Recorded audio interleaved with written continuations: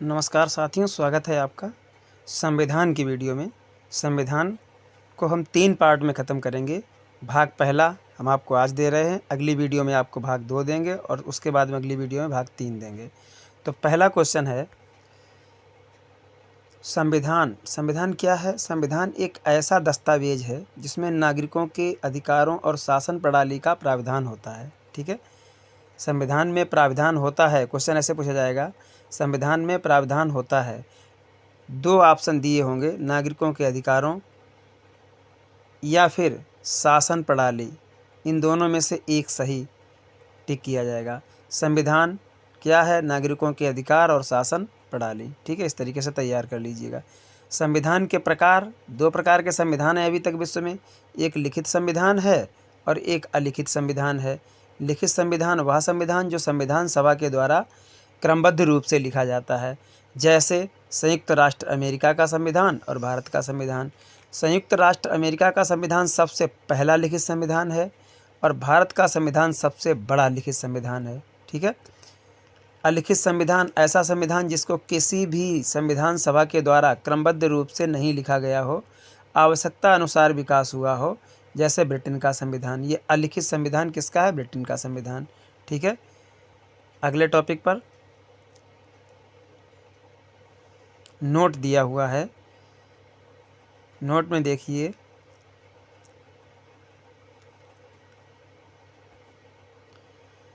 विश्व का सबसे बड़ा लिखित संविधान संयुक्त राज्य अमेरिका का, जो अभी हम बता चुके हैं ऊपर, और विश्व का सबसे विस्तृत संविधान भारत का। भारत का संविधान कैसा? दृढ़ और लचीला भी है। कैसा है? दृढ़ और लचीला। ठीक है, चलिए इसके बाद में नेक्स्ट है भारत का संविधान निर्माण। भारत पूछ दिया जाए कि भारत के संविधान में कितना समय लगा था। भारत के संविधान में 2 वर्ष 11 माह 18 दिन का समय लगा। अनुच्छेद 365 हैं, भाग 22 और अनुसूची 12। अनुच्छेद 365 नहीं, 395, सॉरी, क्षमा चाहेंगे, और भाग 22 अनुसूची 12। चलिए नेक्स्ट, भारतीय संविधान की प्रस्तावना। भारतीय संविधान की प्रस्तावना को संविधान की आत्मा कहा जाता है। बाबा साहब ने संविधान की आत्मा किसे कहा है? बाबा साहब ने संवैधानिक उपचारों को भारतीय संविधान की आत्मा कहा है। ठीक है, अभी आगे इसमें हम देंगे ये टॉपिक जिसका तो भारतीय संविधान की प्रस्तावना को क्या? भारतीय संविधान की आत्मा कहा जाता है और इसका उद्देश्य क्या है? लोक कल्याणकारी राज्य की स्थापना करना। भारतीय संविधान की प्रस्तावना संयुक्त राज्य अमेरिका से अमेरिका के संविधान से प्रभावित है। मोस्ट इम्पॉर्टेंट पॉइंट, संविधान की प्रस्तावना जो है वो कहाँ से प्रभावित है? वो संयुक्त राज्य अमेरिका के संविधान से प्रभावित है। संविधान की प्रमुख बैठकें, पहली बैठक 9 दिसंबर 1946, दूसरी बैठक 11 दिसंबर 1946 और तीसरी बैठक 13 दिसंबर 1946। 13 दिसंबर 1946 को पंडित जवाहरलाल नेहरू द्वारा संविधान सभा के समक्ष प्रस्तावना पर उद्देश्य प्रस्ताव प्रस्तुत किया गया और इसे स्वीकृत किया गया 26/11/1949 में। संपूर्ण प्रभुसत्ता या संपूर्ण प्रभु संपन्नता, इसका अर्थ क्या होता है? इसका अर्थ होता है संपूर्ण प्रभुता, अर्थात सर्वोच्च सत्ता। भारत में संप्रभुता जनता के में वास करती है, यानी जनता शासन करती है। जनता द्वारा सत्ता का सर्वोच्च या प्रमुख चुना जाता है। ठीक है, आगे है समाजवादी। समाजवादी शब्द 42वें संविधान संशोधन 1976 में जोड़ा गया, जिसका उद्देश्य ऐसी शासन व्यवस्था से है जिसमें निम्नतम व्यक्ति तक न्याय पहुंचाना है। अगला है लोकतंत्र का अर्थ। लोकतंत्र का अर्थ है जनता का शासन। अमेरिकी राष्ट्रपति अब्राहम लिंकन ने लोकतंत्र को परिभाषित करते हुए कहा, ये क्वेश्चन पूछा जा चुका है कि किसने कहा कि लोकतंत्र जनता का, जनता के लिए, जनता द्वारा शासन है? तो ये अमेरिकी राष्ट्रपति अब्राहम लिंकन ने कहा है। ठीक है, नेक्स्ट है पंथ निरपेक्षता। भारत का अपना निजी धर्म नहीं होगा। भारत में अपना कोई संवैधानिक धर्म नहीं होगा, सभी लोग अपना अपना धर्म मानने के लिए स्वतंत्र होंगे। गणतंत्र शब्द फ्रांस के संविधान से लिया गया। अभी प्रस्तावना लिया गया था संयुक्त राष्ट्र अमेरिका के संविधान से, और गणतंत्र शब्द कहाँ से लिया गया है? फ्रांस के संविधान से। भारतीय संविधान की प्रस्तावना में अब तक केवल 1 बार संशोधन हुआ है। पर संविधान में संशोधन होते चले गए, लेकिन प्रस्तावना में सिर्फ एक बार संशोधन हुआ है, जो 42वां संविधान संशोधन 1976, तत्कालीन प्रधानमंत्री श्रीमती इंदिरा गांधी जी की बात करेंगे। नेक्स्ट, प्रस्तावना। प्रस्तावना में स्वतंत्रता 5 प्रकार की है, समानता 2 प्रकार की है और न्याय 3 प्रकार का है। स्वतंत्रता कौन कौन सी हैं? विचार की, अभिव्यक्ति की, विश्वास की, धर्म की और उपासना की। समता यानी समानता, अवसर और प्रतिष्ठा की, और ये समता है, समता, समता किसकी? अवसर और प्रतिष्ठा की। और न्याय, सामाजिक, आर्थिक और राजनीतिक न्याय। नेक्स्ट है भारत में राज्य निर्माण। भारत में राज्य का निर्माण केवल उनके क्षेत्र में परिवर्तन, भारत में क्या क्या? राज्य का निर्माण करना, या राज्यों के क्षेत्र में परिवर्तन करना, या उनका नाम परिवर्तित करना, या संसद, ये सब क्या होते हैं? संसद के द्वारा साधारण बहुमत से किया जाता है और इसका प्राविधान अनुच्छेद 3 में है। ठीक है। नेक्स्ट है संविधान में भारत के 2 नाम बताए गए हैं, भारत और इंडिया। इंडिया शब्द को सबसे पहले यूनानियों ने दिया है, हिंदुस्तान शब्द सर्वप्रथम ईरानियों ने दिया है, और इंतु ये चीनियों ने दिया है। और भारत का एक नाम और है आर्यावर्त। क्या है? आर्यावर्त। आर्यावर्त आर्यों के द्वारा दिया गया है। ठीक है। और भारत का भारत नाम जो हस्तिनापुर के राजा भरत थे उनके नाम पर पड़ा है। ठीक है। सारे नाम हमने आपको बता दिए हैं। नेक्स्ट है राज्य पुनर्गठन आयोग। ये राज्य पुनर्गठन आयोग का गठन 1953 में हुआ। अध्यक्ष कौन थे? फजल अली। फजल अली कमेटी की सिफारिश पर किया गया। इसके बाद में 1956 में राज्य पुनर्गठन अधिनियम पारित किया गया। राज्य पुनर्गठन अधिनियम 14 राज्य 6 केंद्र शासित प्रदेशों का निर्माण किया गया था उस समय। वर्तमान में 28 राज्य 8 केंद्र शासित प्रदेश हैं। हाल ही में आंध्र प्रदेश से तेलंगाना 2 जून 2014 राज्य बना। 2 जून 2014 को तेलंगाना राज्य बना आंध्र प्रदेश से। प्रथम भाषाई राज्य 1953 में आंध्र प्रदेश बना। मद्रास प्रांत से ये तेलुगु भाषा के आधार पर बना था। नेक्स्ट क्वेश्चन है नागरिकता। नागरिकता का प्रावधान संविधान के भाग 2 में है। अनुच्छेद 5 से 11 तक इसका वर्णन है। भारत में एकल नागरिकता का प्रावधान है जो ब्रिटेन के संविधान से प्रभावित है। नागरिकता विषय संघ सूची, नागरिकता जो है नागरिकता का विषय संघ सूची में शामिल है और इस पर नागरिकता पर कानून बनाने का अधिकार केवल किसको है? संसद को, क्योंकि संघ सूची में शामिल है इसलिए। नागरिकता अधिनियम 1955 में पारित किया गया। इसके आधार पर 5 प्रकार से नागरिकता प्राप्त की जा सकती है भारत की। नंबर 1 जन्म से, नंबर 2 वंश परंपरागत से, नंबर 3 देशीकरण से, पंजीकरण से, क्षेत्र विलय से नागरिकता प्राप्त की जा सकती है। ठीक है। अगला है नागरिकता अधिनियम 1955 में नागरिकता को समाप्त करने के 3 आधार बताए गए हैं। स्वयं नागरिकता को त्याग देना, अगर कोई व्यक्ति अपनी नागरिकता को खुद त्याग देता है तो समाप्त हो जाएगी। किसी देश की नागरिकता ग्रहण करने पर अगर किसी दूसरे देश की नागरिकता आप ग्रहण कर लोगे तो भारत की नागरिकता स्वतः समाप्त हो जाएगी।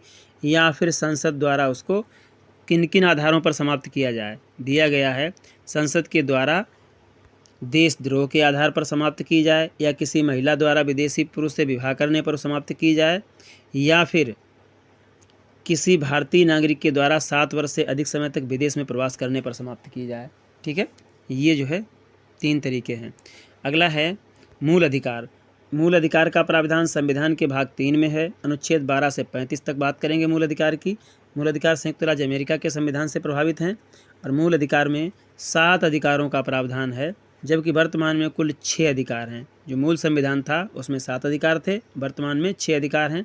7वां अधिकार जो संपत्ति का अधिकार था उसे अब हटा दिया गया, उसको अनुच्छेद 300 में रखा गया है और वो विधिक या कानूनी अधिकार हो गया है अब इस समय। ठीक है। समानता का अधिकार अनुच्छेद 14 से 18 तक, स्वतंत्रता का अधिकार अनुच्छेद 19 से 22 तक, शोषण के विरुद्ध अधिकार अनुच्छेद 23 से 24 तक, धार्मिक स्वतंत्रता का अधिकार अनुच्छेद 25 से 28 तक, शिक्षा एवं संस्कृति का अधिकार अनुच्छेद 29 से 30 तक, और संवैधानिक उपचारों का अधिकार अनुच्छेद 32। अनुच्छेद 32 को ही बाबा साहब ने संविधान की आत्मा कहा। क्षमा चाहेंगे, पहले हम 29 बताए गए थे, ये 29 में है। अनुच्छेद 29 और 30 में है अल्पसंख्यकों के हितों की रक्षा करना, और 29 में ये है, और 30 में है अल्पसंख्यक अपनी शैक्षिक संस्थाएं खोलेंगे और उनका प्रशासन करेंगे। ये अधिकार हैं। ये अभी हम पहले 29 बता गए थे, लेकिन ये संवैधानिक उपचारों का अधिकार जो है वो अनुच्छेद 32 है। ठीक है, चलिए नेक्स्ट है अनुच्छेद 15, धर्म, नस्ल, जाति, लिंग, जन्म या स्थान के आधार पर भेदभाव कोई किसी से नहीं करेगा भारत में। अनुच्छेद 16, लोक नियोजन के विषय में अवसर की समता, अर्थात राज्य के अधीन किसी पद पर नियुक्त के संबंध में समानता। अगला है अनुच्छेद 19, 6 तरह की स्वतंत्रता का अधिकार दिया है। बोलने की यानी प्रेस की स्वतंत्रता, अनुच्छेद 19A की बात करेंगे। शांतिपूर्ण एकत्र होने की, सभा करने की स्वतंत्रता, अनुच्छेद 19B की बात करेंगे। संघ बनाने की स्वतंत्रता, अनुच्छेद 19C की बात करेंगे। और पर्यटन की, अनुच्छेद 19D। और निवास की, अनुच्छेद 19E। और व्यापार एवं जीवन चलाने की, 19G। ठीक है, नेक्स्ट है मूल संविधान में 7 प्रकार की स्वतंत्रता का उल्लेख था, परंतु 44वें संविधान संशोधन 1976 के द्वारा संपत्ति का अधिकार समाप्त कर दिया गया और इसे अनुच्छेद 300 का में रखा गया है। संपत्ति का अधिकार वर्तमान में विधिक या कानूनी अधिकार है, और जब ये 44वां संविधान संशोधन हुआ था 1976, ठीक है, 44वां नहीं, ये 42वां होगा। ठीक है, 1976 में जो हुआ था। नेक्स्ट क्वेश्चन है अनुच्छेद 29, अल्पसंख्यक वर्ग के हितों की संरक्षण। और अनुच्छेद 30, शिक्षण संस्थाओं की स्थापना और प्रशासन करने के अल्पसंख्यक वर्गों का अधिकार। विधिक का शासन, प्रावधान 19, अनुच्छेद 14, प्रावधान कहाँ है, अनुच्छेद 14, जिसका उद्देश्य भारत में समानता को स्थापित करना, राज्य सभी के लिए समान कानून बनाएगा एवं लागू करेगा। ये अनुच्छेद 14 का प्रावधान है। अगला है अस्पृश्यता का अंत, छुआछूत का अंत। प्रावधान कहाँ पर है, अनुच्छेद 17 में है। इसका उद्देश्य समाज में प्रचलित विधिक प्रकार के छुआछूतों को समाप्त करना है। उपलब्धियों का अंत, कोई भी जन्मजात उपलब्धि नहीं होगी। ये अनुच्छेद 18 संविधान में बात कर रहे हैं इस चीज़ की।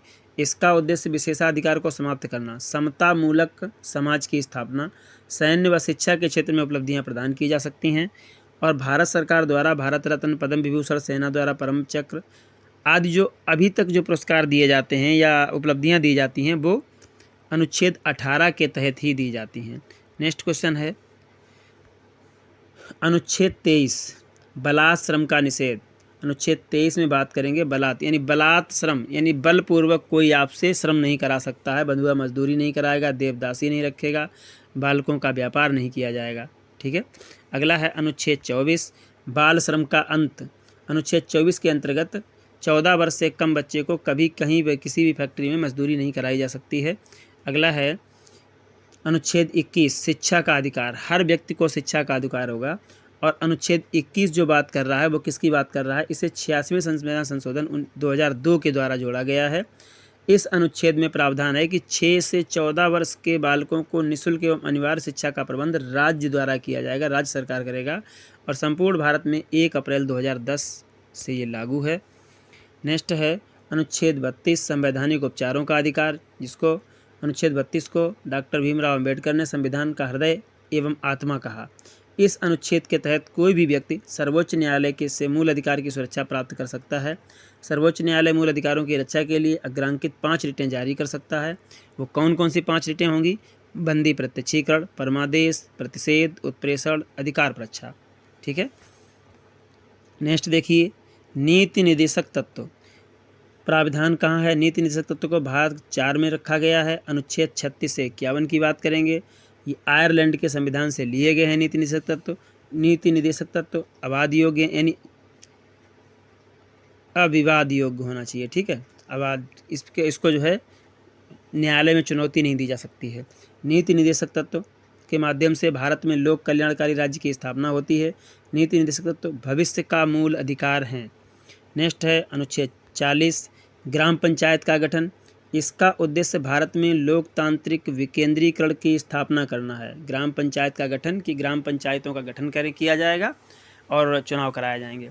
ठीक है, तो इसके बाद में अनुच्छेद 44, समान नागरिक संहिता। इसका उद्देश्य भारत में समान नागरिक विधि को लागू करना है। नेक्स्ट है अनुच्छेद 51 की बात करेंगे। भारतीय विदेश नीति एवं अंतर्राष्ट्रीय शांति। भारतीय विदेश नीति का सुधार गुटनिरपेक्षता एवं पंचशील है। नेक्स्ट है अनुच्छेद 51 का मूल कर्तव्य। मूल कर्तव्य का प्राविधान भाग 4 का में है। मूल कर्तव्य रूस के संविधान से, मोस्ट इम्पॉर्टेंट पॉइंट, रूस के संविधान से लिया गया है। 42वें संविधान संशोधन 1976 के द्वारा 10 मूल कर्तव्य जोड़े गए। 11वां मूल कर्तव्य 86वां संविधान संशोधन सन 2002 में जोड़ा गया है। मूल कर्तव्य स्वर्ण सिंह समिति, सरदार स्वर्ण सिंह समिति की सिफारिश पर जोड़े गए हैं। तो ये संविधान के टॉपिक जो हैं कंप्लीट किए। शेष टॉपिक को हम अगली वीडियो में कंप्लीट करेंगे। तब तक के लिए नमस्कार।